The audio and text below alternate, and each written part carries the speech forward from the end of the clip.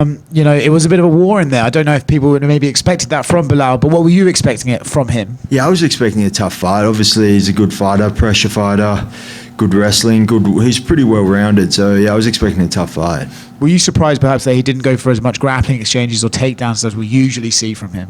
Not really. I mean, he was saying he wasn't going to shoot takedowns, but I was expecting a all-round offense, and yeah, I guess you can never expect anything. You just got to roll with it, and that's, I feel like, what I did.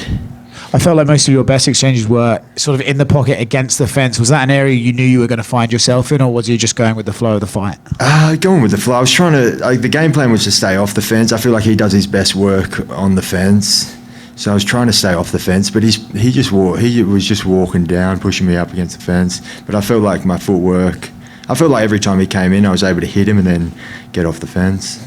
Fifth round, it looked like you had him badly hurt. I was curious if you felt you nearly had him out of there and then you just wanted to gauge your cardio. What were you thinking in that fifth round? Yeah, I was hoping to get him out of there. I was been thinking all week it'd be cool to get that late fight finish, like the Gilbert Burns. Like, it felt good to rally through and then take him out at the end, but I tried. Confident you had the win when he went to the judges? You never know, but I was confident that I'd done pretty good work, but I guess you never know when you leave it to the judges. My corner when I finished the fight, I asked the corner a few times and they said, yep, you definitely won that, so just waiting and see, but you never know. Did you exchange much words with Dana in the ring? I saw you talking for a little bit. I spoke to Dana on the phone after the fight. And what did he say? He was happy, He was happy.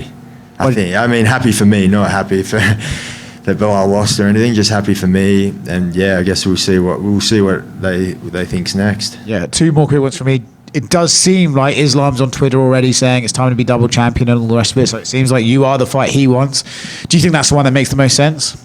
I think that a lot of good welterweights. Obviously, I think Islam's what he's done is probably given him. I think he deserves a shot if he wants to step up. But I guess that's not my call. It's up to the UFC. And last one for me, a little bit outside of tonight. Back to the press conference on Thursday. Someone asked you about Ian Gary's son giving you M&Ms. You had an interesting comment to make. I wonder if you wanted to expand on that. I mean, I said what I said, and that's what I think. Jack, you're here. The conditions for this fight, not ideal, right? Like the long layoff coming from injuries and stuff, far travel.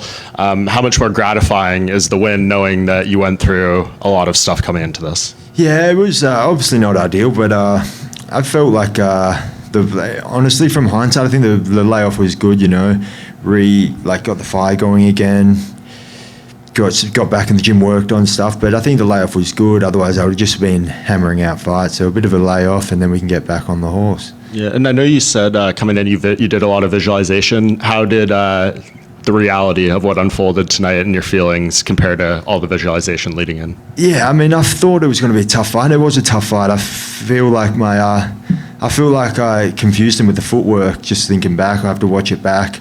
I believed I could stuff the takedowns.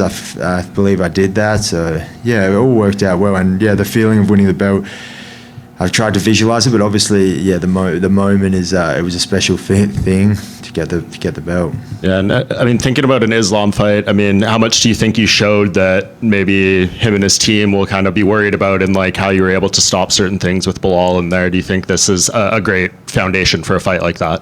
Yeah, Islam's a good. I think it's a good practice match for Islam. And I guess just last thing, what would it kind of say about you if you can go in a 2-fight span from not being the champion to beating Belal, who I think is, up there in pound for pound, to beating the number one pound for pound fighter in the world? It's a pretty good, a good run, but it's just the beginning. I think beating Islam would be this is just the beginning. Jack, over here. I know it's still fresh. You've only been the champion for, I think, less than an hour or so. But I guess looking forward, what do you want your title reign to look like? Do you want, these super fights? Do you want to just stay active and rack up the rubies? What would be the ideal title reign for you? Yeah, racking up the rubies. I wanted to get some finishes, I really was trying to get the finish, but it'd be nice to be a champion that gets back-to-back finishes. But obviously I couldn't get it tonight, but we'll go back to the drawing board, keep working, and I think there'll be a lot of stuff to take away from this fight, and next fight you'll see a better version of me. And Dave Shaw was in here, and I asked, Australia has another champion. They're supposed to do a fight night in Perth, and he said like there is a world where that could become a pay-per-view now that Western Australia has a champion. So is that going to be something you're going to be pushing for? I think it makes sense. Obviously, Volk and Islam fought in Perth a couple of years ago, and that was a great fight, and yeah, people think Volk, it was a very close fight. Volk did good, so I think it makes sense. A bit of a story there, and obviously, yeah, Perth blew the roof off RAC, and I think if we could do it with the hometown kid defending the belt, would be even better. And Islam's already tweeted at you a few times, and like the most recent one, he says, "You're not Volk. I'll show you there at different levels. Keep my belt clean." Do you have any response to Islam? No, come get it. Come get it. And just last one for me, obviously that belt specifically has a lot of history in this arena specifically. George St. Pierre's obviously been around. Have you had a chance to talk to them or meet him at all throughout this week?